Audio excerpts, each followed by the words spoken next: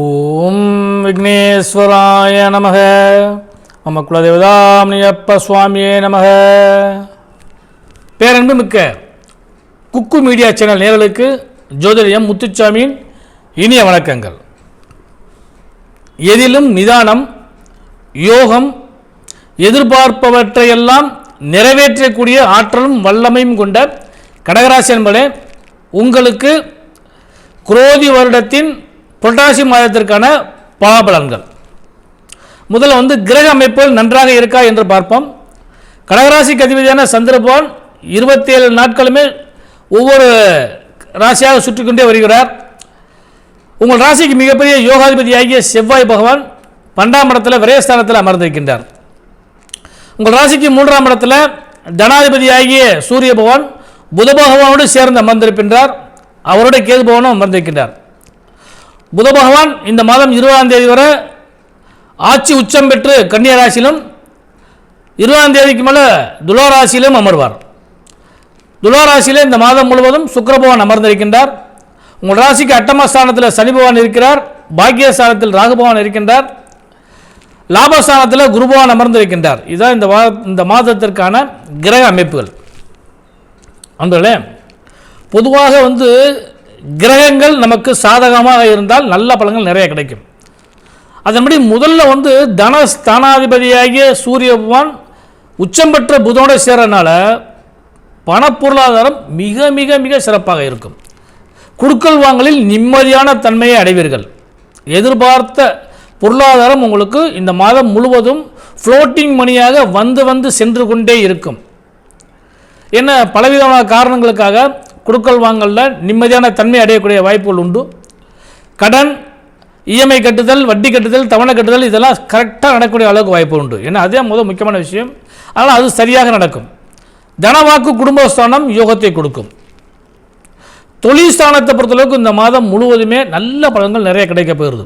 ஏன்னா 10ஆம் இடத்தை செவ்வாய் சுயோதொழில்காரங்களுக்கு பூரா நல்ல பலன்கள் கிடைக்கும். தொழிலாளர்களுடைய உங்கள் அன்பும் வரவேற்பும் ஆதரவும் கிடைக்கும். தொழிலாளர்களுக்கும் லாபங்கள் கிடைக்கக்கூடிய அளவுக்கு வாய்ப்பு உண்டு.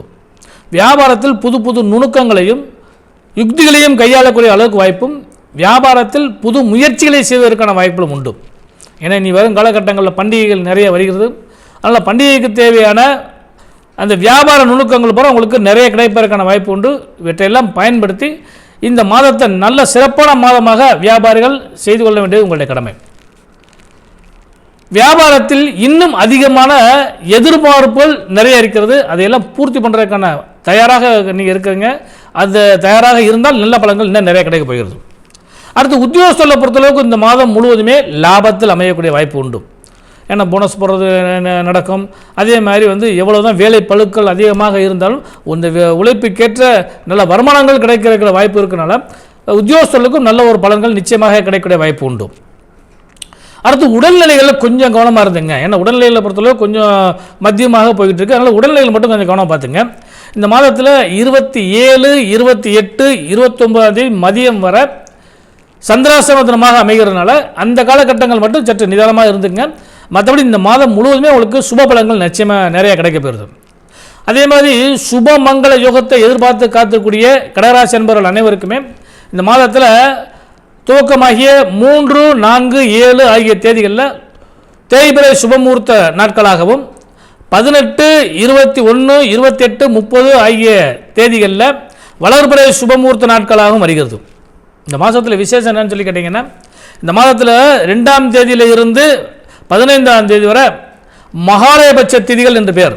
அதாவது நம்மளுடைய இல்லத்து இறந்த முன்னோர்களுக்கு திதி தர்ப்பணம் செய்யக்கூடிய மிக அருமையான இந்த 15 நாளும் மகாலயபட்ச நாட்களாக வருகிறது. அடுத்து 16ஆம் தேதி புரட்டாசி மாதம் 16ஆம் தேதி நம் இறந்த முன்னோர்களுக்கான சர்வ அமாவாசை மகாலயபட்ச அமாவாசை திதி வருகிறது. முன்னோர்களை வழிபாடு செஞ்சுங்க. எல்லாவற்றுக்கும் மேலாக இந்த மாதத்தில் 17ஆம் தேதி முதல் 26ஆம் தேதி வரை நவராத்திரி விசேஷங்கள் ஆரம்பிக்கிறது. அதிலையும் குறிப்பாக 24ஆம் தேதி துர்காஷ்டமியும், 25ஆம் தேதி சரஸ்வதி பூஜையும், 26ஆம் தேதி விஜயதசமி திதி இதெல்லாம் வருகிறது. அதனால் இவற்றையெல்லாம் பண்டிகை நாட்களாக பயன்படுத்திக்கோங்க. இந்த மாதத்தில் 4 சனிக்கிழமையிலும் பெருமாளுடைய அனுக்கிரகம் உங்களுக்கு பரிபூர்ணமாக கிடைக்க போகிறது.